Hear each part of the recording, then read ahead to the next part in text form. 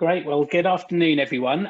Welcome to Kate and my webinar for you on lessons and tips for crisis management and comms. And I'll hand over to Kate in a second, but just do a brief introduction on me and then we'll kick off. So my name is Rob Walley from Controlled Events. I've worked in resilience and events since about 2004. I've been running Controlled Events for the last decade, and we specialise in resilience planning, events, crisis management, communications. And Kate, this is nice today to actually for once be not meeting during a crisis or an exercise, and to actually be reflecting on good practice. And Kate and I've been working together for quite a few years, and a lot of that's on crisis communications, crisis management and exercising. So we thought today in 2021, when hopefully we're not quite as webinared out as we were last year, now be a good chance for us to share a few bits of good practice and comms, and I'll be supporting and adding some bits into the session today. But first off, I'll hand over to Kate. Thanks ever so much, Rob, and welcome to everybody. And just to say, if you do have any questions, if you use the chat facility to put the questions in, and we'll probably come to those at the end. I always find it difficult to follow the chat facility at the same time as going through the rest of it, but I do put any questions in there because there's obviously an interactive session and a session for everyone to join in. As Rob says, we work together looking at people's planning for crisis and testing out how they plan, and I think in a sense that sort of brought me on to the first point and the first tip or lesson, which would be, have you got a crisis plan? And that's the first one. And those of you who possibly, like I was, spent many an hour for some reason getting distracted watching this chap give his testimony on TV. I think the most shocking bit perhaps for me was when they sort of said, when we came to COVID, he effectively said there was no plan. And I think that's something that me and Rob would be like, well, we need to have plans. We need to have contingency plans. If you don't have a plan for a crisis situation, you will find yourself having to make it up once the crisis actually happens. And you need to sort of think in the heat of the moment, where we literally talk about being like headless chickens, how can you be making rational decisions and always good decisions if you are trying to make those decisions in the heat of the moment? So straight away, I think the first thing is, do you have a plan? Do you have some sort of it may be a business continuity plan, it may be an emergency evacuation plan, and it may be that has communications as part of it. And I think, Rob, it's very much, we need, if the plans are separate, they need to work together, or they're all in one. You know? Yeah, absolutely. And I think a lot of us in this industry have been soul searching a bit during this pandemic, because it's kind of a generational kind of the emergency that, I mean, when I first started in emergency planning, we were looking at pandemics, they were high on the risk register. It's now happened, and we're soul searching, well, what plans would have been effective? And I think to some extent, especially in the crisis communications space, generic arrangements will stand up to the test of most incidents. So actually, although we need scenario specific plans for a number of things, particularly when it comes to overall crisis management and crisis comms, having flexible, durable arrangements that will be as applicable to different scenarios, but maybe with different templated messages, they just make that crisis response more intuitive and efficient as well. Yeah, I think that's absolutely right. I think a generic plan, and you can always, if you know the specific issues likely to come up, have specific plans for those. And I think that's the point also with a plan, is that what can often happen is there is a plan. You know what? I ticked that box. I did the plan, and then I put it away in some. I filed it in a folder somewhere on a laptop somewhere, or somewhere, literally printed it off and stuck it in the cupboard. And so you have a plan. You've ticked the box, but nobody knows where it is. Nobody updates it, and the other problem can be that nobody in management has bought into it. Nobody's actually knows it exists. So when you do pull the plan out, it's like, oh, let's blow the dust off it. What is this? And you're not going to get much buy-in if people haven't seen the plan before. So we'll talk later about the need to have a plan that's actually rehearsed and practiced, and people know it exists. I would say, we've had that, haven't we, Rob? We've been in organisations where they'll suddenly, partway through we're working with them, they'll go, oh, we've got this plan, and you'll think, well, where did that come from? So that's another interesting point, is make sure that people actually know that there is a plan when you have bothered to draw one up. But sort of going back to definitions of a crisis, and again, there's all sorts of interesting sort of definitions of this. A crisis can be an emergency situation where there are lives or property at risk. So a crisis could be major floods, a crisis could be a major explosion, and we're looking at a threat to life or property. Having said that, an emergency isn't always a crisis, is it? You know, if you think of a blue light organisation, they deal with emergencies all the time, but it's not a crisis. And we'll look at when it can become a crisis and when it starts to overwhelm them, when it's not business as usual. So a crisis is something that can be a threat to life and property on a big scale. Equally, it may be a threat to reputation. So you could have a crisis that is not, it's not an emergency.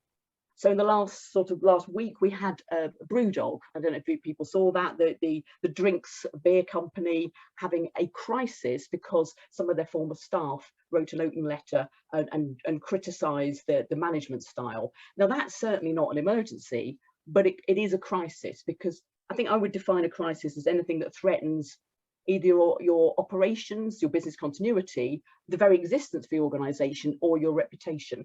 And Rob, I don't know if you have a sort of another description of what a crisis is.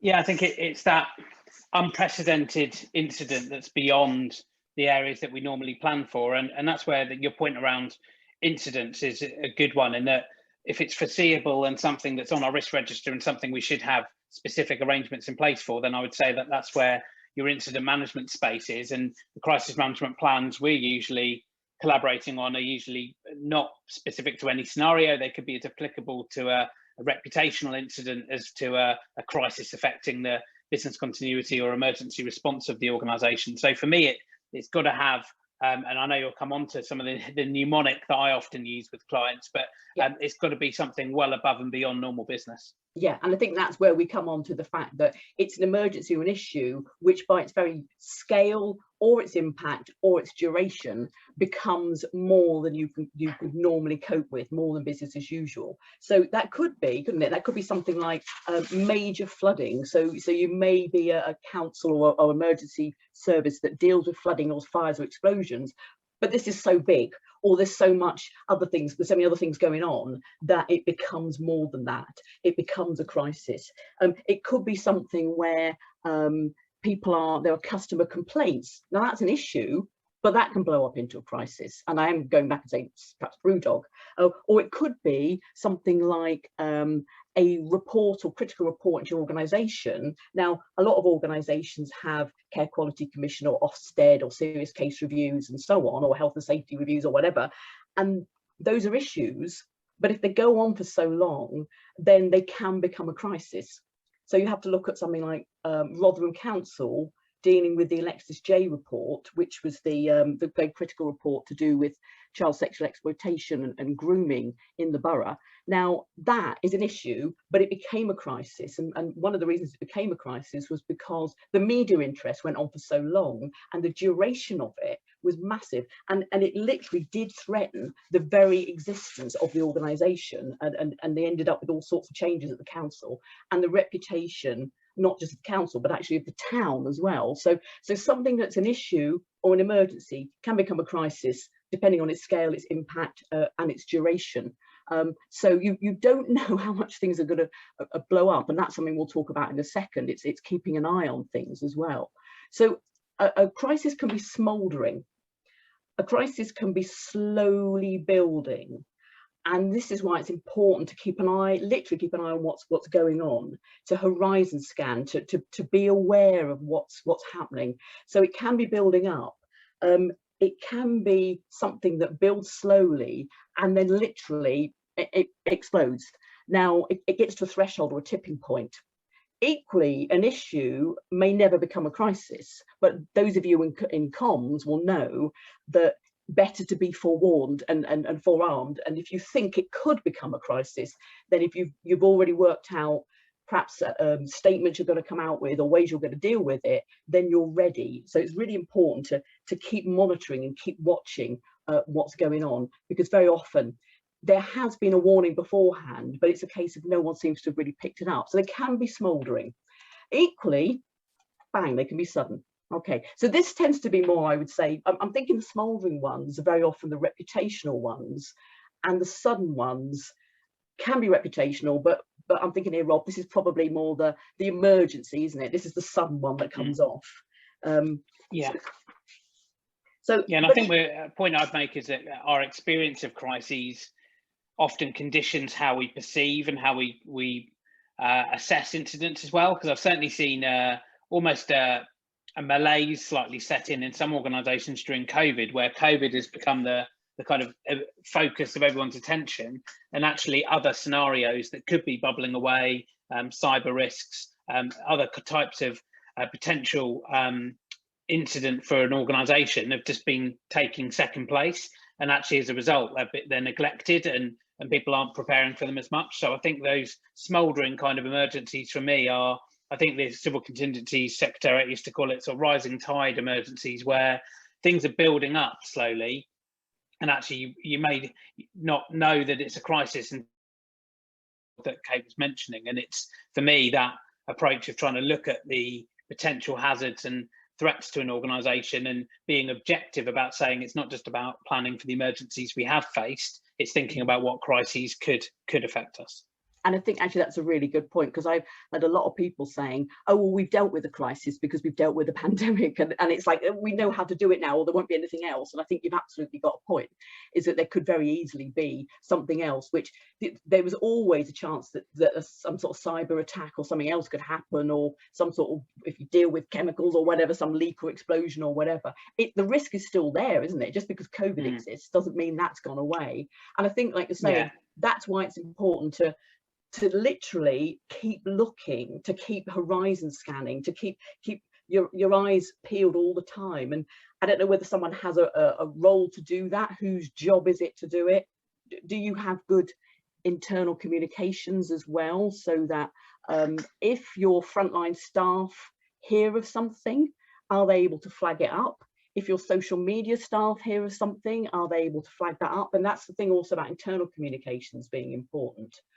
Because what can happen with a smouldering crisis, and like Rob's saying, it can get to a threshold and no one's going to notice it, is that you can have a point where the smouldering crisis is building and building, but nobody's kind of taking responsibility for flagging up or doing anything with it. So that's one thing. All the time keep looking out at horizon scanning and looking at risks. Equally, sometimes people see it coming, but they're a little bit like rabbit in headlights. They know that next week or next month there's going to be a very critical report coming out about them, or they're going to court or something, and yet they just sort of do this. And I had somebody once contact me and say, can you get here in 15 minutes? And I was like, well, I haven't got a helicopter, but and it turned out it was a serious fraud office investigation that they'd known about for 18 months. And only on the day when they had journalists ringing up did they suddenly realise this was serious. I mean, I think in the end it was so serious the company went under. Actually, it was that serious, but they just hadn't planned, and they knew it was coming. So sometimes it's like, whose job is it to assess? And Rob, you're more of a sort of risk register and that kind of stuff person than I am, because obviously you work on that side of things. Yeah, and I think it's going back to your point about how organisations sort of recognise risks. What we've seen is sort of a big temptation towards people saying, well, my plan's been tested by COVID, and my crisis team have been meeting week in, week out for a year now, so therefore we don't need to do any exercising. And talking to someone like Kate and I, obviously our business is trying to help people with that kind of thing, so we're obviously going to suggest to people they need to do exercising.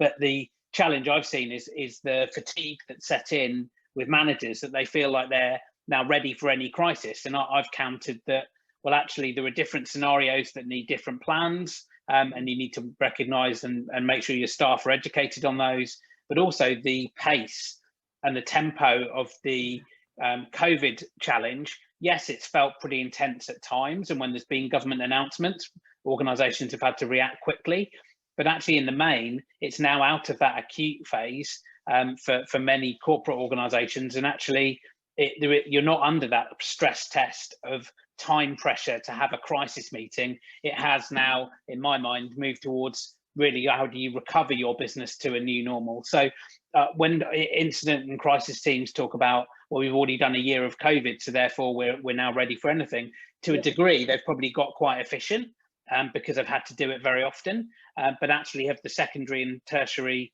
backups and other staff being exposed to it? And are they used to the kind of pressure of time, which I would say during COVID, rarely have we had to make a decision that's been so instant that we've been under similar pressure as we would with an acute crisis? I agree with you, actually, because I've heard quite a lot of people saying that, like, oh, we know about crises because we've been dealing with it, and it is very, very different. Something that is literally developing minute by minute is very different from something that's developing sort of day by day or week by week or month by month. So you know, we're looking at a crisis where you're looking at something. I mean, actually, Grenfell, I think it's 4 years ago or something today when that sadly happened. And a crisis when you're looking at that something is actually unfolding in front of your eyes is very, very different from COVID. And I agree with you. People are sort of, I think it's made people realise that crisis planning is important, and that's one good thing about COVID. But it isn't just planning for that slow, gradual crisis. It's this quick stuff that can happen as well, and you need to make sure that everything's in place for that. And that, to me, comes down to the communication as well at the time. You know, so from Rob's point of view, it's the communication and the operational side. From my point of view, it's how do you communicate during a crisis, and have you worked that stuff out, and how do you communicate as it's actually happening there. So again, I think Rob, you're very much into the, you know, this is the sort of stuff that it's quick, isn't it, this sort of situation? Yeah, absolutely. And thanks for bringing up that slide there. This slide just shows some of the media post-incident analysis on a few different incidents. On the top left, Parsons Green terrorist attack, the sort of explosion of the bag on the train that smouldered away. On the top right, Manchester Arena inquiry, reports on that is due out pretty shortly, and it's led to the duty to protect and the protect duty with the Home Office that's hopefully coming out later this year. Bottom left, one of several incidents in the Parliament sort of Westminster area, that one involving the police officer that was fatally stabbed. And bottom right, from the Borough Market attack previously as well. So in all of those scenarios, I look at these in crisis training and say, in hour one or hour two, did we all have a clear picture of what the crisis looked like for us? And I've picked terrorism scenarios here because they're quite impactful, but actually for any scenario that we face, often I found I'm in the debrief afterwards learning what happened in different aspects of the crisis. So I would say that the public, our staff, our stakeholders, they do expect us to be like Minority Report, kind of across all information, horizon scanning, forward planning, anticipating. That's not always easy in a crisis, but there is that expectation on us to have a common operating picture about what's going on. And that's where, for me, I often find I'm trying to help clients with systems and process and training to make sure as a crisis team that they can work effectively. And a lot of them have adopted Microsoft Teams or incident management platforms to help manage information. That is almost a yin and yang for Kate, your side of things, where as a comms team, the quicker you're being given factual information, and we may have to attach labels to that information that it's 80% proven, it's still to be confirmed, but it's the best we've got to fill that vacuum. That for me is the sort of the holy grail for me, is the right information to the right decision makers, and that then in this context enabling crisis communicators to put out effective information as quickly as possible. And if you think about it, you've got the two bits of communication. You've got the internal communication, whereby you look at Manchester Arena and you think that wasn't there the guard that saw the bomber who didn't have a radio. So it comes down to something as simple as internal communication there, out to the communication to the external audiences as well. And absolutely, you know, what Rob's saying, the external communication is important too. So we've got to think about communication in terms of telling people what to do if it's particularly life critical, and communication in terms of the external audience saying what's going on. And I think one of the things you like you said, you might only know 80%, but if you don't say anything externally, it looks like you're not in control at all. You may not have total what they call situational awareness, but you have some awareness of what's going on. And if you're not careful, there becomes this news vacuum as well. Everybody else is talking about it and is talking about your crisis, and you're not, because you have this, well, we need to gather all the facts before we can say anything. And I would argue you know enough to say something, so something in that immediate time, and something that is also consistent. And you know, Rob's very much one of those, you work in the gold, silver and bronze command, and all the agencies come together.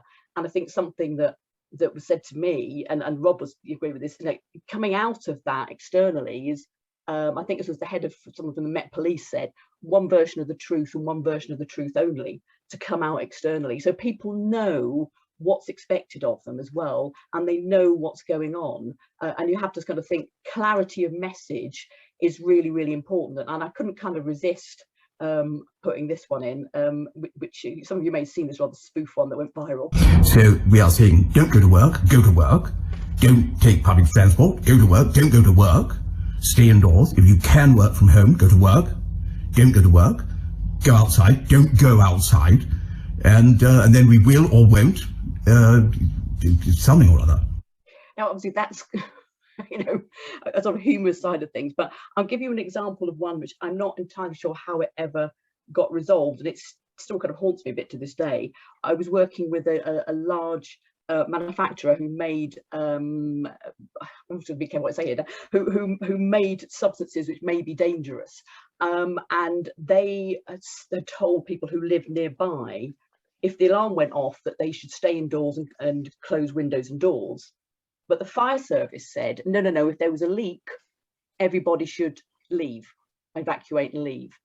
And that completely conflicting message, I'm hoping it never happens, but one day could lead to loss of life. So it's really important to be clear in what you say and be consistent in your messaging, particularly when we're talking about lives that could be on the line. It's really, really important to do that.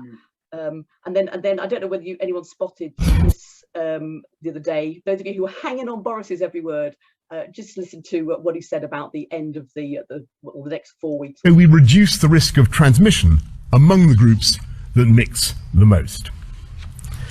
And to give the NHS that extra time, we will hold off step 4 openings until July the 29th, except for weddings that can still go ahead with more than 30 guests, provided social distancing remains in place, and the same will apply to wakes. I don't know whether anyone watched that and said, what date did he just give?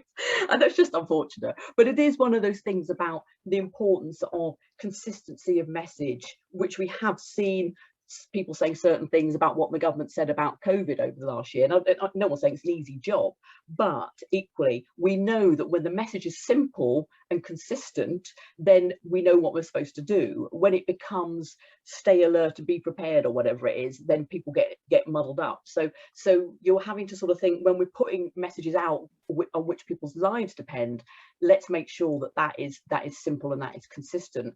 And even if you don't have 100% awareness of what's going on, you have enough awareness to be able to instruct people what to do, or at least to show that you're across the situation. And so comms is really important, and fast comms is really important, I would say, in a developing situation, so that it looks like you are on authority of what's going on. And you know, Rob is very much the sort of meetings you have, the planning meetings during an emergency, and comms is always there on the agenda, isn't it? It's really, really important to have that on there. Yeah, absolutely. I mean, I think the major events that myself and my team are working on at the moment, and others previously, the communications team have to be involved really from the outset of the crisis management response. And it sounds obvious, but in some cases it's easy for the operational side to say, well, let's package up what we know and then we'll tell the comms team and they'll work out how we message it out. And actually you have to adjust your tolerance level for what you would normally put out. And that's why pre-agreed crisis communications messaging for me is really key, because you need to have something that's pre-authorized. If you can't reach the key decision maker, or you need to fill the vacuum while you assess what's going on, that's where you need that kind of pre-authorized, quick holding of information. And I know some of the colleagues on this call today have good plans, I'm sure, and some are even comms professionals. So this will be sort of obvious to you, but it might not always be to your colleagues as well. And I would go back to a point, Kate, on, I guess, the crisis situations I've seen, and a couple of examples I'll mention here as well, where if the operational response are not clear on the incident, they provide a slightly fuzzy, slower picture of what's going on to communications teams, who then have to, by necessity, put out even vaguer information, which is usually a bit behind the curve. So I'll give a couple of examples of the obvious Donald Rumsfeld quote of, there are things that we know and things that we know that we don't know, and that long, well-trodden information management quote is a really important one. I always have it uppermost in my mind, is do we know all of the key information? If we don't, right, let's go and find it. But in the meantime, that doesn't stop us from saying to our communications colleagues, this is what we do know, these are the factors they are. And especially in today's crisis management response, the comms team for me has two aspects. It's got the proactive, getting out there with messaging, sourcing information, and the reactive of listening to what people are saying. And I find it really useful to have a comms team cell hanging off the crisis management response, focused on those two different aspects. Yeah, and I would say, because I'm coming from the comms point of view, is also that the crisis management team need to listen to the comms team and not just use the comms team, which we sometimes see, don't we? They just use the comms team as the messenger, and they need to have that conversation. And sometimes the crisis management team want to get to the bottom of everything before they feed anything to comms, and it's like you're saying, you know, we need to get something out quick. And if you can have pre-authorized, pre-agreed holding statements, even, you know, we are aware of at so-and-so, and we will be updating that, even something as bland as that, at least shows that you're across the situation and you're not so far behind the curve. So very much, I you know, me and Rob would say, get the teams to work together, rather than having your crisis team in one room making decisions, then just telling the comms team what to do. Have the comms team as part of that, and feeding into some of that as well. And also remembering, and the comms people watching this will agree with me, the comms people are the comms experts. They might not be the crisis experts and the operational experts in that sense, but they kind of get how the comms work, and they'll understand what to do about that request from the press for whatever. And it's like, take their advice over that side of it. But again, if you've tested this before, and I'm back to testing the plan, if you've actually sat in a, you know, together and you've gone through the plan together, then you'll have pre-agreed this stuff, and you won't be having to kind of make it up. And you won't, the worst thing is sort of seeing that, well, we got a statement, but we need to get it approved by the CEO, but the CEO is too busy to now approve it, so we don't say anything. You know, and there's that sort of stuff that can happen. Or our head office is in America and they're so many hours behind and they're still asleep. And I've had that stuff happen. Well, we need to get this out now. Do we wake them up, or do we just, you know, put something out? So there's all that stuff that you need to be thinking about. But you need to get some communications out there as quickly as you can, if only to show you're on top of the situation. So testing the plan is vital, because you can write a plan and go back to that. It's also about buy-in, isn't it, Rob? Because if your senior management team have never seen this crisis comms plan or this business continuity plan, then how are you going to get them to take any notice of it when they actually need to? So testing the plan is important, and I think, you know, we would say test it in a proper way. So Rob, it's like simulating a real situation, isn't it? Yeah, and it's by no means a direct sales pitch from us, because we're learning every time we deliver an exercise, and we've had to adjust hugely to the challenges of COVID in the last year. But certainly what we try and engender is like a focus on having a simulation rather than a traditional tabletop. And we've written an exercise guide actually with our software partner Conductor, just on this, because actually tabletops people are very familiar with. It's rare that you go to an organization now and they've never had one of these before.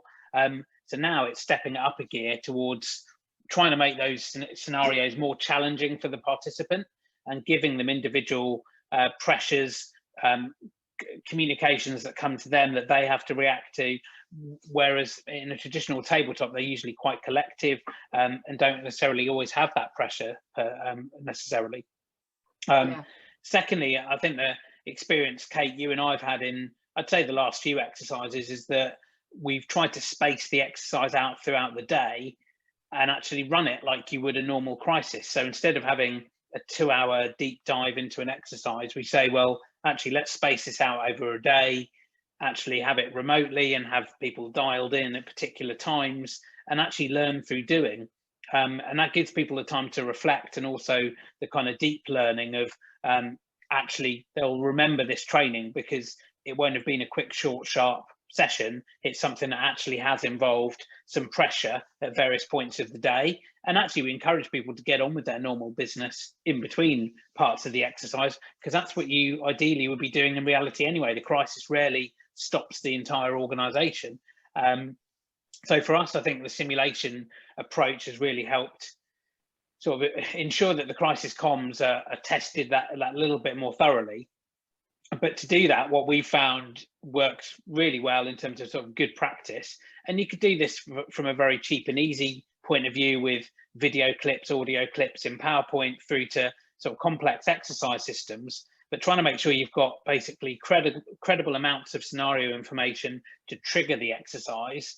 Multimedia, be that radio messages, emails, voicemails, WhatsApps, other social media, and importantly, simulating the different stakeholders. So you need, in my mind, to have really mapped out before you're exercising exactly from your plan who the stakeholders are that we need to try and engage either in the exercise, or who do we need to simulate and actually act as protagonists for. So very often, and I know Ben's on this call today, one of Kate's colleagues in UK, are simulating not only journalists, but also a key member of the board or a key stakeholder from a certain group. And that adds that additional dimension to the exercise for the participants. Yeah. So those are a few thoughts on sort of good practice there. And you know, we sort of look at, I'm just going to, I think there's a little short video here to just sort of showing the way in which you can have the simulation software works, isn't there? So I don't really want to talk us through that, Rob. Yeah, exactly. So I mean, for me, the stakeholder matrix that should be in your plan is really key. And when we're designing an exercise, and you're seeing on screen here a cyber attack scenario where a player is logged in, we're on a joint Teams call or Zoom, but they can log in and they can see social media, they can see website news content, they can go in and see different aspects of what you would do in reality of self-seeking information about the incident that's unfolding. And for me, the stakeholder matrix is probably one of the biggest takeaways, Kate, I would say, from some of our planning together, has been organizations have to have that kind of Reiki model of who are their stakeholders, how are they communicated with, who leads on it within the organization, do we have any pre-agreed messaging? Because actually that no surprises approach is really, really important. Like if you can try and get ahead of the crisis as far as is humanly possible by alerting your stakeholders, bringing them on board, getting a cadence of updates to them so they can feel reassured and understand that you're not going to have all the answers in the first hour. But what we do within our exercises is trying to throw in the pressure of different curveballs and different requests coming in from different protagonists. And from a point of view of exercising, I would say that identifying the stakeholders is part of it, but also what we try and do is a bit more analysis on, so which stakeholders are going to have what sentiments? Are they going to be particularly against you and looking to find gaps, or are they going to be very supportive? And that helps us to try and map out the stakeholders so we can design injects like you're seeing here on screen, sort of tweets and messages and emails that recreate the kind of pressure you'd have normally. And that helps us from an exercise delivery point of view, because I like to, and you wouldn't think it today, but I like to keep relatively quiet during an exercise. I see our role as stage managing and comparing an exercise, but we don't intrusively facilitate every second of the day, because actually the client, the organization running its crisis response needs to be able to run that. We just actually act as the protagonist, bringing in a causal event Often bringing in role players. So we may not involve all of our stakeholders in the exercise, but we could role play certain aspects of it, and also get some controlled players within the organisation to be primed to give a certain response and to ask certain questions. And we find that's made the realism of exercises just far more credible. And I mean, it's applauded that Kate and I had, and you don't always get these kind of bits of feedback, so it's great when you do.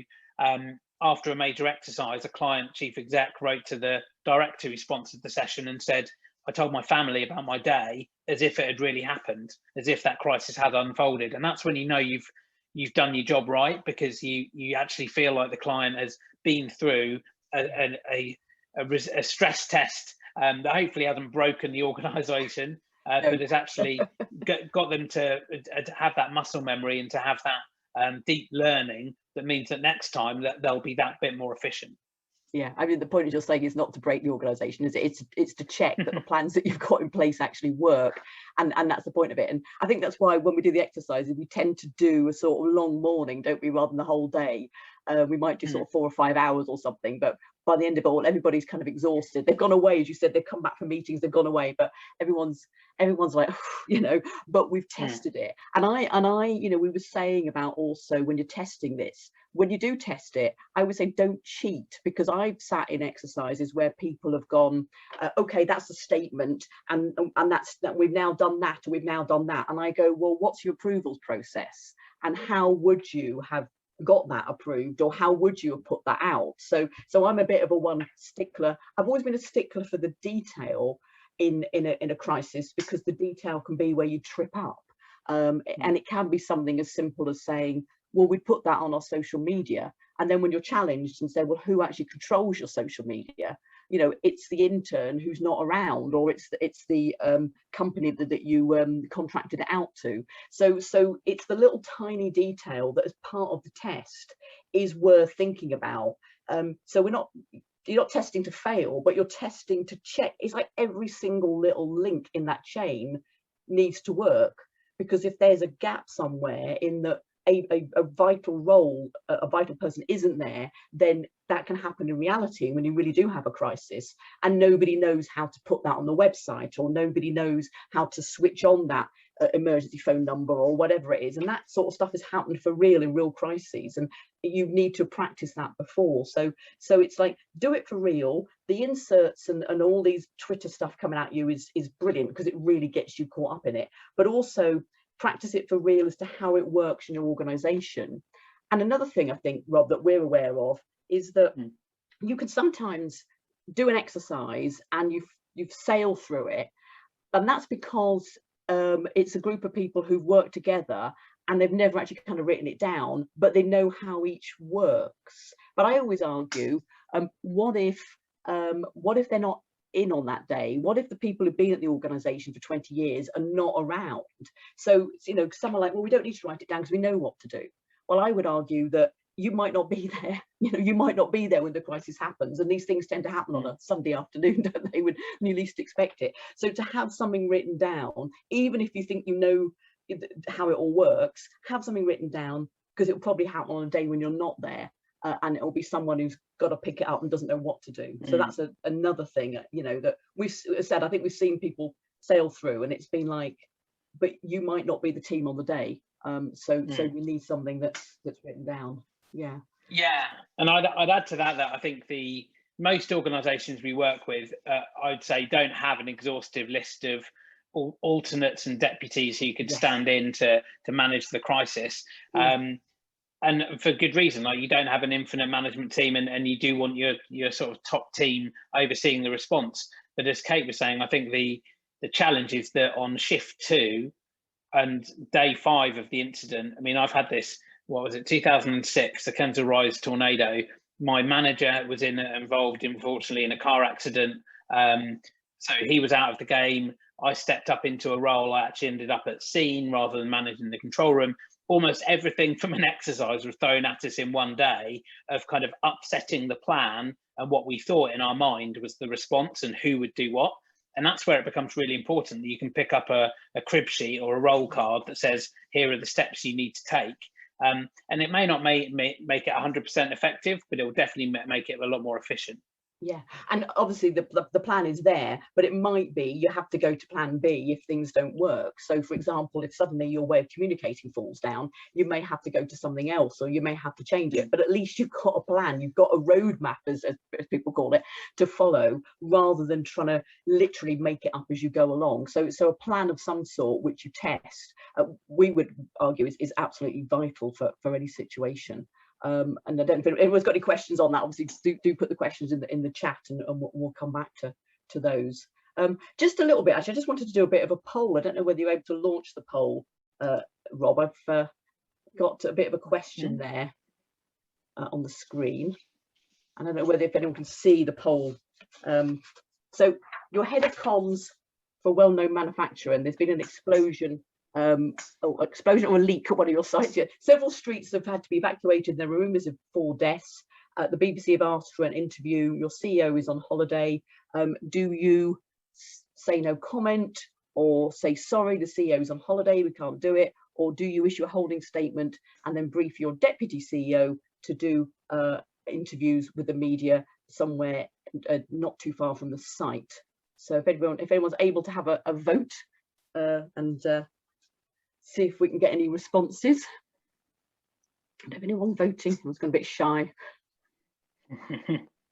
So and again, got a few in, yeah. So we'll just give you a minute or so.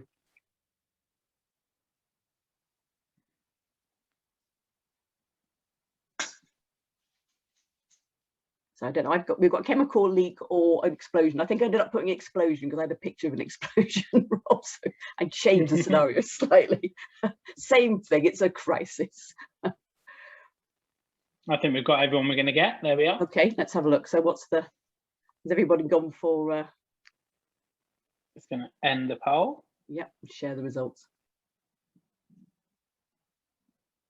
Okay. Okay, so we have some people saying say no comment if you don't know all the facts, and most people saying issue a holding statement. Okay, so I would say it is C, or number 3. If you say no comment, and that goes back to the fact that you may not know all the facts, particularly in the early days, it looks like you have something to hide. There are times to not engage with the media, and this is a complicated one. There are times when not doing interviews is the best course of action, but if you're a well-known manufacturer and we're looking at the fact that there may have been deaths or the streets have had to be evacuated, then you need to be seen to be saying something, I would suggest. And the point C, the point of issuing a holding statement and doing an interview or a briefing near the scene, I put that point in because if you are a reporter, and I was a reporter for my sins for about 20 years, if you are a reporter sent to the scene of an incident and somebody says there's going to be a press briefing a mile away, basically what will happen is you just won't go to the press briefing.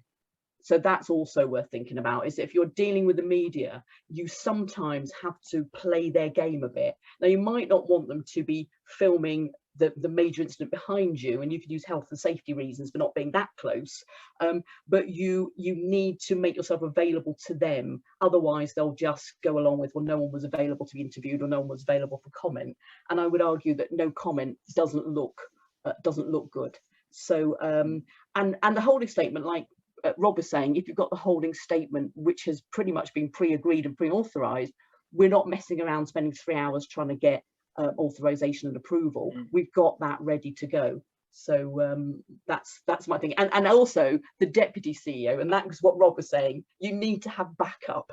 You know, when a crisis happens, it will probably be on the day that your CEO's off ill or on the holiday or whatever. Not that anyone goes on holiday these days, but you need to have backup for all the roles that are needed in a crisis. So hopefully that's got people thinking a little bit about it. So what do go on, Rob? So yeah, and looking at the flames of the inferno you've got there, I think the one of the challenges I find is when no incident is kind of single dimension, one agency involved. So you've got potentially, let's say this is your corporate office, you've got the fire brigade, police, ambulance, local authority, other agencies who can and will be talking about the emergency as well.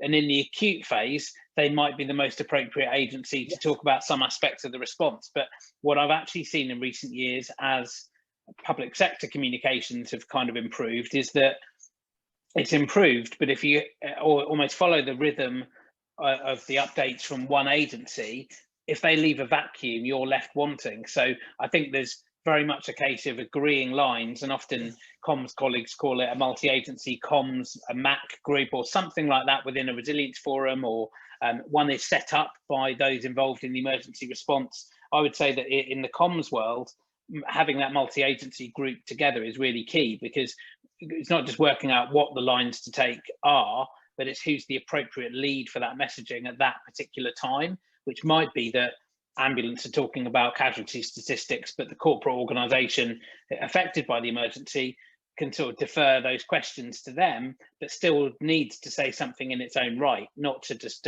absolve itself and go dark.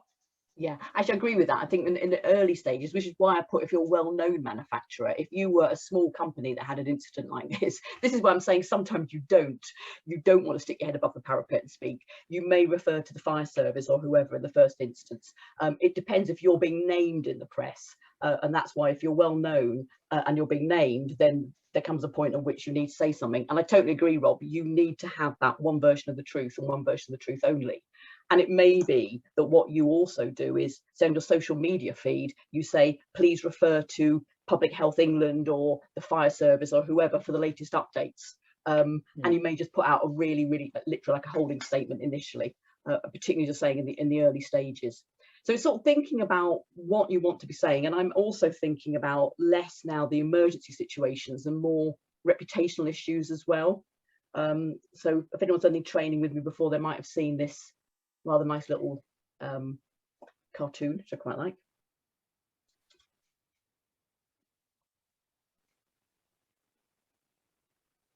And I think I use that because there are situations where organisations get very caught up in sort of corporate messaging, and you've even heard people who have been criticised say things like, yes, but we're award winning. And you think, well, actually someone's just died. That doesn't really work, you know. So you do need to have a think about what is it you want to say, because what you want to say and how you deal with it is going to affect your reputation. So if we sort of move away from the emergencies and more into the crises that affect reputation, and have a look, and this can affect all different sectors. So Grenfell disaster, not just the way it was dealt with, but the way it was talked about by Royal Borough of Kensington and Chelsea had problems, and it was seen that they didn't come across very well, and we ended up with the chief exec and the leader resigning, not necessarily because they were at the time on the ground not doing things in an appropriate way, but because of the way they were seen to be saying things, and they didn't come across very well at all.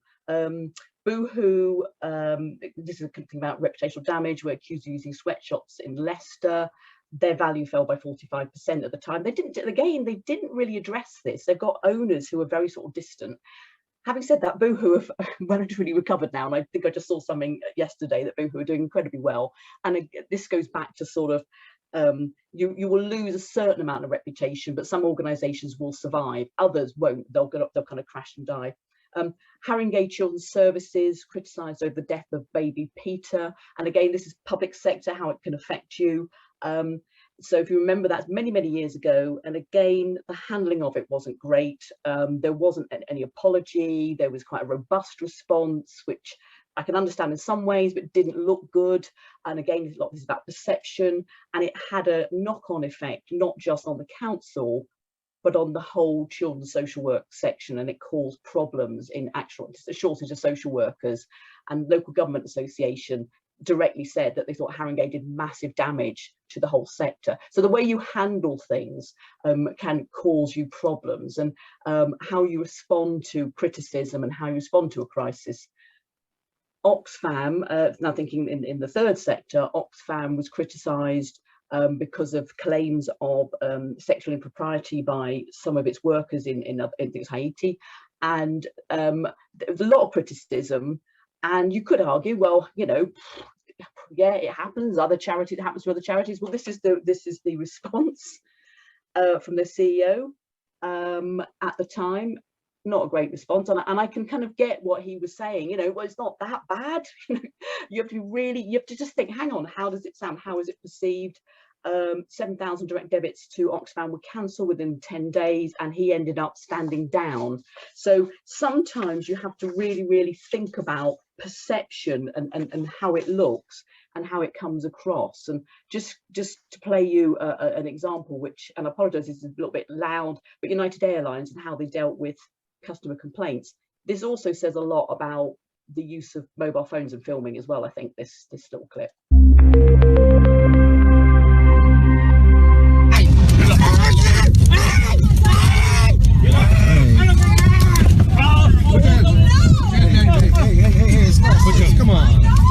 Come on.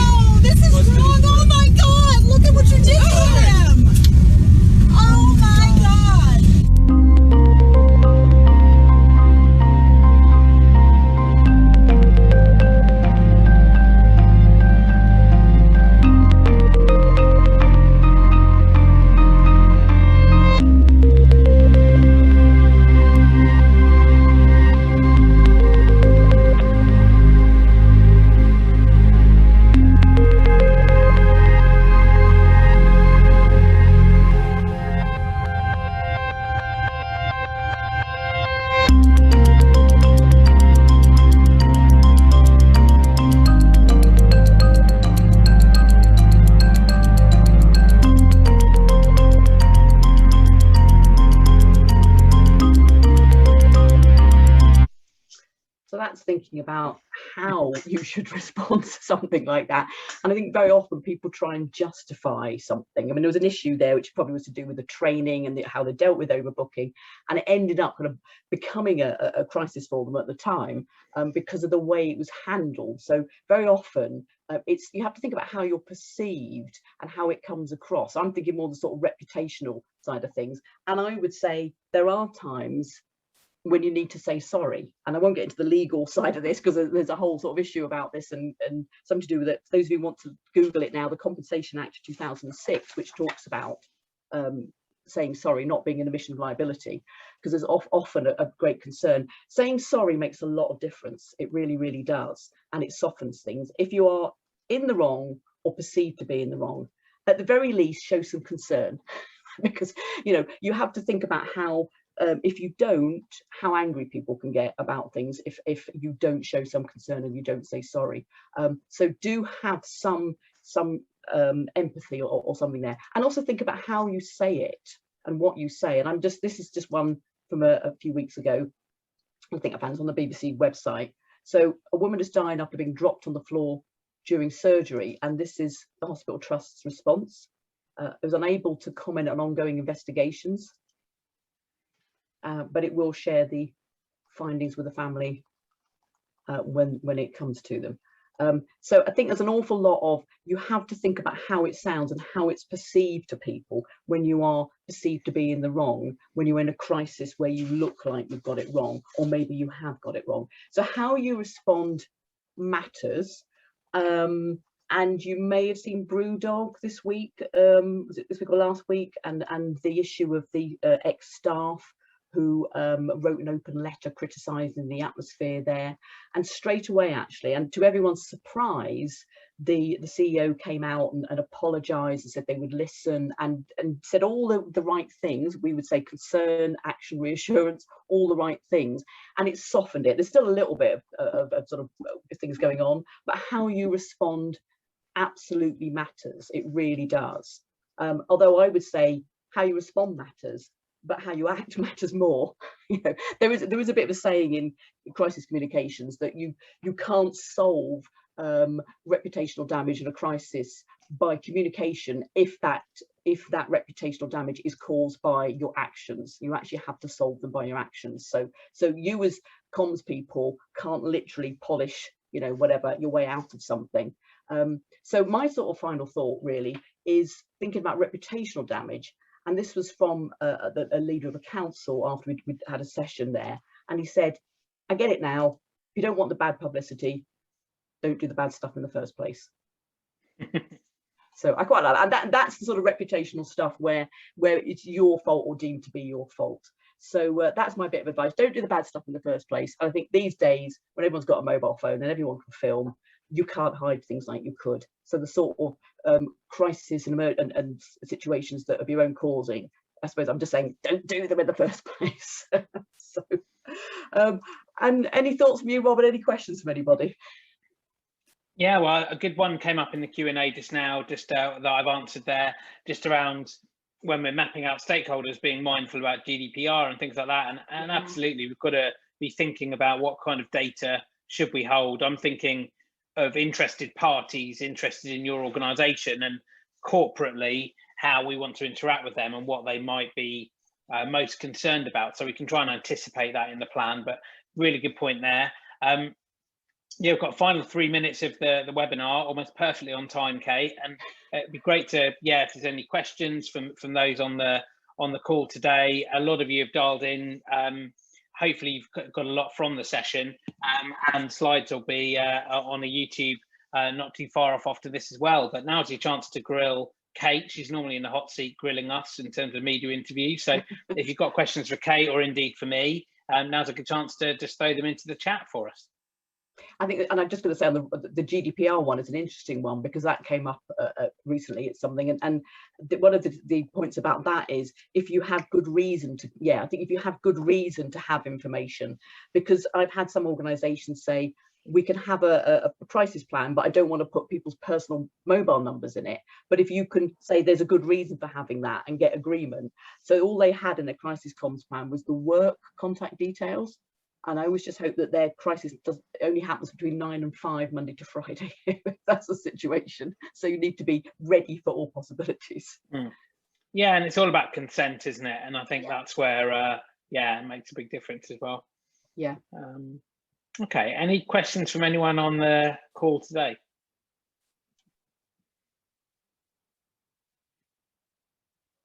Kind of follow them and typing anything. Yeah. Well, while we see if there's any more coming in, I mean, Kate and I are really delighted. As you can hopefully tell, we're passionate about this subject. So if you've got any questions that come up, reflections after the session today, or you'd like to talk to us more about any good practice or any areas where you need some help with your plan, just feel free to get in touch with us. We'll drop you an email afterwards. We're not going to pester anyone with updates afterwards, other than just send you a bit of info and links to the recording as well. And it's been great to speak to everyone today. Yeah, and Rob, I'm just going to literally just say, if people might want to go now, but I've just noticed some people have put questions into the Q&A on the chat bit, which I was looking at the wrong section. Oh, so it popped up there, sorry. Yes. Yeah, good question there. So first one on how often should you stress test? Can you say more about Conductor? And we can happily hang on for a minute for those that want to stay on as well. So just to answer that one, so I would say that, I mean, most organisations we work with, this is like an annual exercise programme. So some kind of exercise, at least annually, I'd say would be important, but it needs to be as frequent as your organisation is changing. And if your org structure is changing more frequently, I would say you need to have a sort of higher cadence of exercising. And Conductor, it's spelled Conduct TR. It's a great platform. I first came across it through the Business Continuity Institute several years ago. That it's basically an off-the-shelf software solution that you can buy to effectively create your own crisis exercises. It's something we in Controlled Events have been using with Kate for 3 years now, and it's transformed our exercises. They're no longer one-dimensional slide decks. They're kind of immersive sessions that we've delivered across multiple sites and countries. Slightly crazy immersive sessions, obviously, but they're good. They are good fun and they feel very, very real. Yeah, they're brilliant. Yeah. And I'll answer the other one. I think someone says there are scenarios where you cannot comment. How would you recommend adding a human touch to these statements to manage reputational risk and appear as though you're not hiding information? I think I should say. You can always say something, can't you? Because you can always say we're aware of the situation and we appreciate this is really difficult for those involved, or something along those lines. I always think there's a way, many years ago, when I went to work for a local authority as a press officer, I think one of the things I was taught was never say no comment, but there's always ways of saying no comment without saying no comment, which is a bit like, we're aware of the situation and we appreciate this is really difficult and we'll be looking at whatever, or we're being involved in an investigation. So there's ways and means of saying something and using what I would call a concern, action, reassurance without actually saying very much. But showing that you care and that you are across the situation. So brilliant. Thank you for those. I'm conscious that we've run over time by a minute or two. So great engagement from everyone today, and thanks, Kate, for all your insights. Yeah, do get in touch with us if you've got any questions or reflections after the session today. And thanks very much, everyone. Great to meet you all. And yeah, I hope you got some good takeaways from the session. That's great. Thanks ever so much. And bye, everybody. See you again soon, hopefully. Bye. Cheers, Rob. Cheers. Bye.